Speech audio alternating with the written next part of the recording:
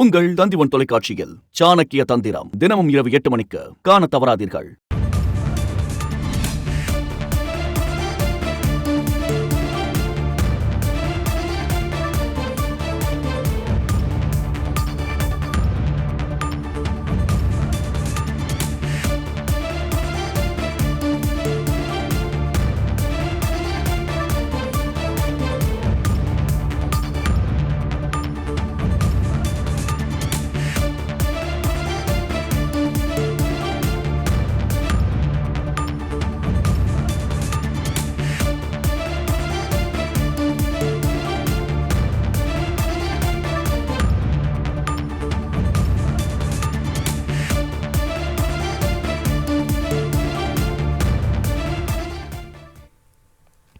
ஒரே நாடு ஒரே தேர்தல் முறை இந்தியாவின் ஜனநாயகத்தை கொன்றுவிடும் என முதலமைச்சர் ஸ்டாலின் தனது கண்டனத்தை பதிவு செய்திருக்கிறார்.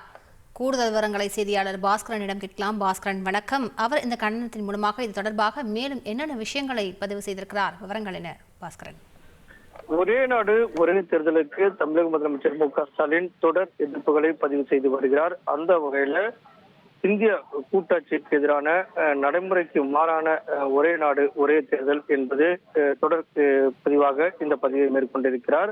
அந்த வகையில ஒரு தேசம் ஒரு தேர்தலை எதிர்க்கும் எனில் அது நாட்டை ஒற்றை ஆட்சி வடிவத்தில் அபாயங்களுக்குள் தள்ளும் என்றும் குறிப்பிட்டிருக்கிறார். அதன் செயல்பாட்டில் அதன் பன்முகத்தன்மையும் ஜனநாயகத்தையும் கொண்டுவிடும். மத்திய பாஜக அரசு அரசியல் சாசனத்தின் அடிப்படைக்கு எதிரான குடியரசுத் தலைவர் தேர்தலை நடத்த வேண்டும் என்பதைத்தான் நடைமுறையாக கொண்டிருக்கிறது. உள்நோக்கத்துடன் அதற்கான நடவடிக்கைகளை மேற்கொள்கிறது என்பதையும் தமிழக முதலமைச்சர் குற்றச்சாட்டாக பதிவு செய்திருக்கிறார். முன்மொழியப்பட்ட மசோதா நிறைவேற்றப்பட்டால் அது செயல்பாட்டுக்கு வந்தால் நாடு அராஜகம் மற்றும் சர்வாதாரத்தில் தள்ளக்கூடிய நிலை இருக்கும். சிறந்த அரசியலமைப்பு உருவாக்குகிறா அவ்வப்போது தேர்தல் வடிவமைப்பில் வைக்கப்பட்டிருக்கக்கூடிய சட்ட சோதனைகள் மற்றும் சமநிலைகள் எல்லாம் நீக்கப்படும் என்பதையும் சுட்டிக்காட்டியிருக்கிறார்.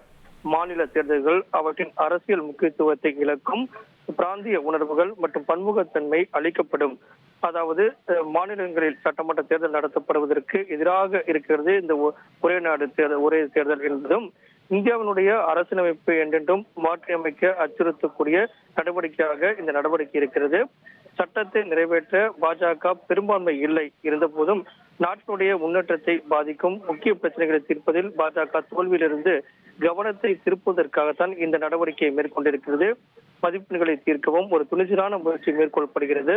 இந்தியாவையும் அதன் பன்முகத்தன்மையும் அரசியலமைப்பை காப்பாற்ற அனைத்து ஜனநாயக சக்திகளும் ஒன்றுபட்டு தேர்தல் சீர்திருத்தம் என்ற பொறுப்பில் திணிக்கப்பட்ட இந்த நடவடிக்கைக்கு எதிராக போராட வேண்டும் அப்படிங்கிறதையும் தமிழக முதலமைச்சர் சுட்டிக்காட்டியிருக்கிறார்.